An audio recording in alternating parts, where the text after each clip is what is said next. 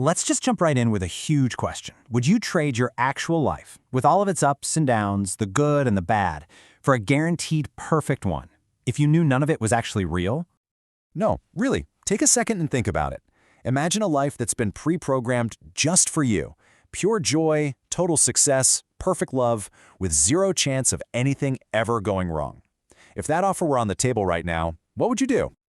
So here's how we're going to break this down.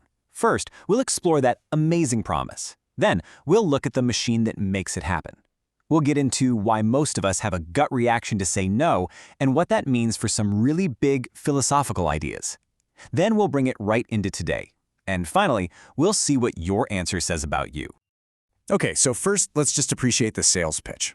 It's pretty much the ultimate offer, isn't it? A perfect life designed from your wildest dreams with absolutely none of the messiness or disappointment of the real world. I mean, you could write the script for your life, so you're not just a little successful, you're a legend in every single way. You're climbing Mount Everest, writing the next great novel, finding your soulmate, solving world peace, you name it. Anything you've ever wanted to feel, that sense of accomplishment, that pure joy, that deep connection, it's all yours for the taking. So, how exactly is this perfect life delivered to you? Well, this is where the big catch comes in. It all comes from a machine. Let's take a look at how this whole thing is supposed to work. This whole idea comes to us from a philosopher named Robert Nozick way back in 1974. He called it the experience machine. And the setup is pretty simple, if a little creepy. You lie down, you get plugged in, and for the rest of your natural life, your brain is fed this absolutely flawless simulation while your physical body just floats in a tank. Now, this is the really important part. This is not like putting on a VR headset. We're talking about a machine that taps directly into your brain.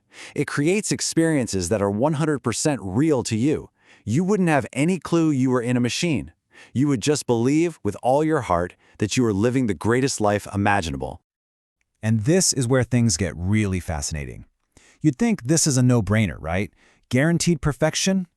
But when people are actually presented with this choice, a perfect simulated life versus a messy real one, most people choose reality. Why on earth would anyone turn down guaranteed happiness?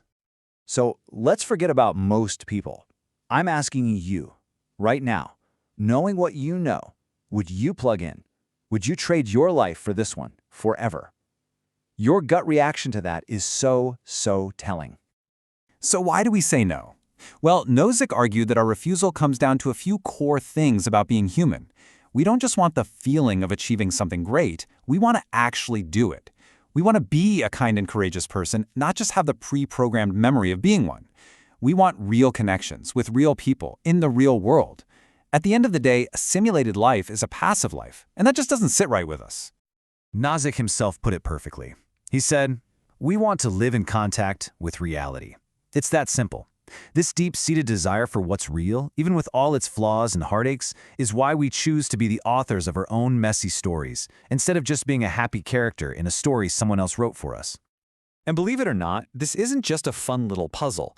Our gut reaction to not plug in is actually powerful enough to be a wrecking ball for some of the oldest ideas in philosophy about what makes life good.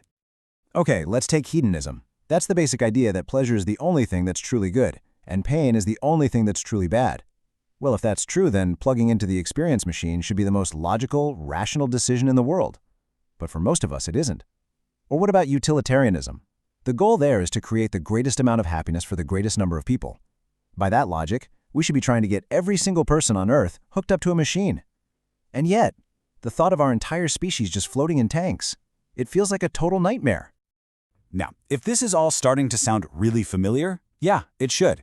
The entire plot of The Matrix is basically this thought experiment. You've got Cypher, the guy who wants to plug back in and just enjoy the steak. He's the hedonist. And then you have Neo taking the red pill. That's the classic choice Nozick was talking about. Neo is choosing the hard, painful truth over a beautiful, comfortable lie. He's choosing reality. So you might be sitting there thinking, okay, cool, thought experiment from the 70s, but this is all pretty abstract. But is it? In the decades since Nozick came up with this, we've actually started building our own versions of the machine, piece by piece. I mean, just look at the parallels. They're kind of shocking. The machine promised simulated worlds. Well, now we've got virtual and augmented reality that get more immersive every year. The machine offered simulated relationships. We have AI chatbots that people are forming real emotional bonds with. It promised curated happiness. We have social media algorithms literally designed to keep us scrolling with an endless loop of dopamine hits.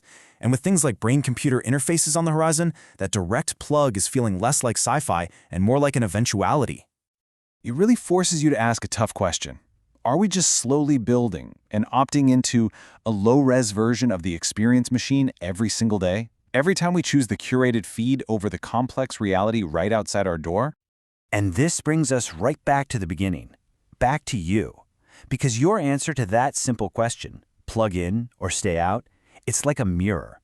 It reflects your deepest, most fundamental values. And hey, if your gut instinct immediately screamed, "No way," you're in good company. When you actually poll people on this, the vast majority, we're talking like 80%, they all reject the machine. They choose the real world with all of its risks and potential for heartbreak. So what's the big lesson here? The experience machine proves something really profound about us. It shows that for most human beings, a happy life is not the same thing as a good life. We value things like truth, action, authenticity, and meaning even more than we value pure, unfiltered pleasure. We'd rather live a true life than a happy lie. So after going through all this, I'll ask you one last time. What is your choice? And look, there's no right or wrong answer here. But knowing what you would pick, and more importantly, understanding why you would pick it, that tells you almost everything you need to know about what you believe makes a life worth living. Thank you for watching. Like and subscribe for more fascinating videos from Plato's Footnote. Have a great day.